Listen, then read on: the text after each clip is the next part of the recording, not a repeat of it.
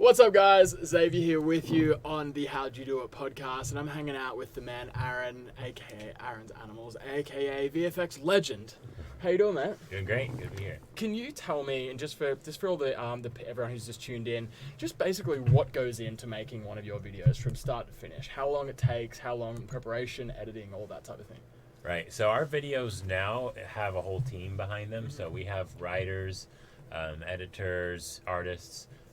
Contributing to the final product, which are typically 3 to 5 minutes. But in terms of getting the cats to do what you see on camera, they're all real cats, but we're manipulating them on the computer to be doing these crazy things, especially with the eyes and the facial expressions. Right. But it can be as simple as just having a real cat sitting there to as elaborate as me in like a full-size cat costume on a green screen doing these crazy dance moves. To make it seem as though it's a cat. So there's a wide range depending on what the shot requires. Right, and so I did see the cat costume, which is hilarious, and I did see the puppet that you use. It doesn't have, correct me if I'm wrong here, it doesn't have a head, doesn't Correct. have a tail. Right. So it's almost like you're using your cat's real head, and so which is probably what's most confusing about it. But you're able to manipulate it with a puppet body, right? Right, exactly. Gotcha. Okay, so how long? I mean, you put out say for example your most recent one. How long did that take to shoot and edit, like from conception to finalizing? So to hitting the upload button on YouTube. Right. So we came up with that idea. It was called Caffeine, and it's basically this idea of what happens when cats drink coffee. And we came up with that idea maybe 4 or 5 months ago, and then it went through 2 or 3 months of revisions in the writing room. So the pre-production takes a long time, especially now, more so than in the past, because we want to make sure that our story is what gets the most attention. Mm-hmm. And then it actually only took maybe like 4 days to film, and then it takes... Only 4 days, okay. Yeah, I mean, when you're shooting with kids and animals, you really don't really know exactly how long things are going to take, but sometimes they get it right away, and then sometimes it's more of a struggle. Yep. But 4 days to film, and then the editing takes anywhere from 2 to 4 weeks typically. Right. Okay. And is that like full time? You've got someone editing this sort of stuff? Multiple people, wow. Doing the visual effects, especially. Wow. Yeah, because every frame is altered that shows cats, because we're animating their face, their facial expressions. That's super important for the story. So everything is edited. Right, and so, I mean, that's crazy to hear, because I was reading, I think it was an interview you did probably in 2015, and you mentioned like it was a couple of months per video, and because you said the same thing, like every single frame is edited. Can you tell me what your studio setup is like from when you first started versus today?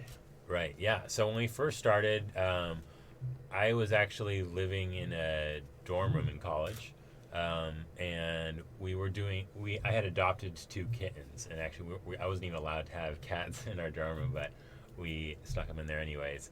And we made a video called Jedi Kittens, and it was like one of the first viral videos we ever made, and that was like almost 9 years ago. And then I got the cat that I have now when I was living in New York, and we started making more and more videos on Vine, which were short videos, obviously. And then it was probably 3 or 4 years ago that we moved into a studio with Zach King, who I went to college with. He has a huge studio there as well, and I use the space to make the cat videos. And we have maybe 5 or 6 people there that are helping to do the writing and the drawings and the sound and the music and all of that. Right. So, I mean, on the business side, Aaron, like I can imagine that if you're going to be having all these people working, you've got to be paying people, which means you've got to be bringing in a revenue, right. To justify all that. How did you get your head around that process and making ends meet? Yeah. So the finances, there's YouTube ad revenue, obviously, and then every now and then we'll do branded posts, but it hasn't really been the focus. Our focus has really just been to grow an audience that cares about our characters, and we're lucky enough to have a revenue coming in that allows us to pay these people that help us. But right now it's pretty traditional YouTube AdSense, and branded posts. Right, nice. Well played. Tell me what the most... I mean, the whole thing is just... It's like just hard for me to even get my head around it, especially with these longer ones. And yeah, like for example, the coffee one. I mean, these cats are going all over town. There was like drone shots. There was everything. Right. Yeah. What's the most... Typically with these videos, what's the most challenging part?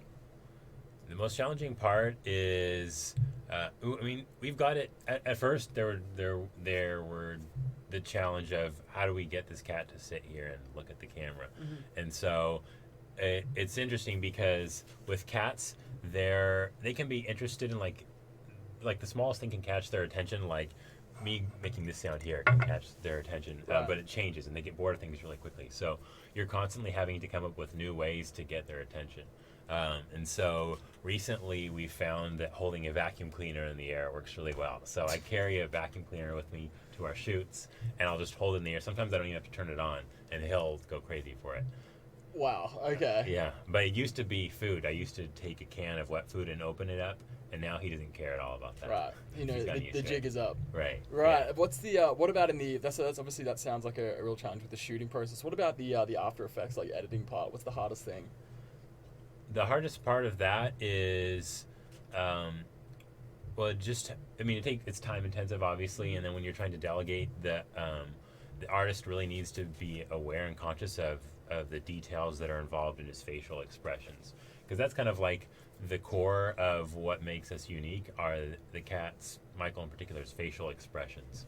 And so it's amazing how like just a 2-degree difference in the angle of his eyebrows will affect how much you sympathize with this character. Right. And just his mood.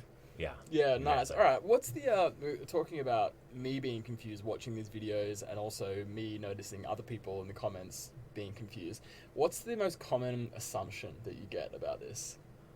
The most common, people assume that he's totally fake, that he's not a real cat at all.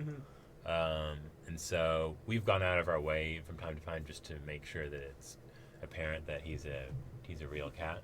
How do you do that? We like just showing like a close-up shot or a behind-the-scenes shot of him. Usually does it, and then we made that video that shows the behind-the-scenes to like really drive it home that this is a real cat. Right. Are there a lot of things that, people think is just fake when you've actually had to go out and shoot it for real? So sometimes when we're doing stuff for real, it's like that. Like it's part of the process of trying to figure out, what would this look like if it were done for real. Do you opt to try and do it for real as much as you can, or? Yeah, it's always going to look better when it's real. In fact, and the fact that the cats are real, it's kind of what separates us from even like the better technology that's out there now in terms of CGI cats.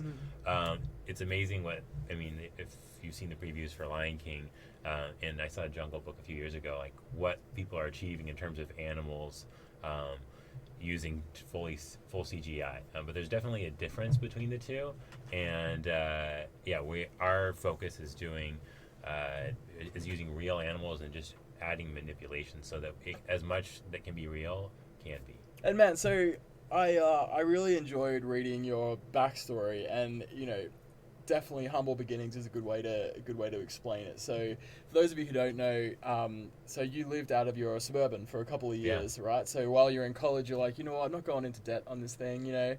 I want to come out neutral, and you decided the best way to do that was you bought an old big suburban and then just parked it. Was it pretty much parked out the front of your college, right? Right. Yeah. And so you were just showering at the gym, crushing it on the laptop, getting it done, and then graduated the degree, and were on your way. When you were crawling into the back of your suburban, going to bed each night, did you ever have any regrets or any just fears that you're like, what am I doing? Like, is this the right path for me?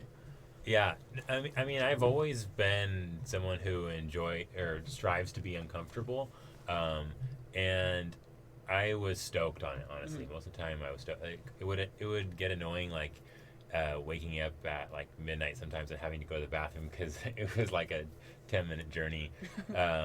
But did the car move or was it stationary? Most of the time it moved. Yeah. There were seasons where the battery didn't work, and so I'd have to push it every week for street cleaning. Right. Bloody street cleaning, man. Yeah, one time actually I was woken up by a cop, and he helped me with his bumper push my car out of the street cleaning. So yeah, there were a lot of adventures with that, definitely. But no, I mean, I enjoyed it. I guess the only concern I had was, am I wasting time like, is it not really worth the money I'm saving by wasting time having to do things like move my car for street cleaning? Right. Because it's not as convenient as it would have been to like live in a dorm. But it certainly saved a lot of money, and yeah, I don't regret having done that. Right. Do you remember how people reacted when they were like, "Oh, where do you live?" And you're like, just around. Yeah. Yeah, no, I had professors reach out to me concerned. People that didn't know me offer to stay at their place, but I felt I mean, the purpose of it was to grow, really. Yeah. And so a lot of people didn't get it. My friends were stoked about it because they knew me and knew my intention behind it. But yeah, and my parents were supportive of it too as well, which was I think it's pretty funny, man. Guys, you've been watching the How'd You Do It podcast, hanging out with the legendary Aaron from Aaron's Animals. Mate, I want to say a big thanks for coming and divulging all your secrets. I hope everyone learned something from that, and we'll catch you next week. Cheers. If you like what you saw, make sure you check out some of our other videos right here, and also be sure to subscribe to our channel right here for new videos coming out every week.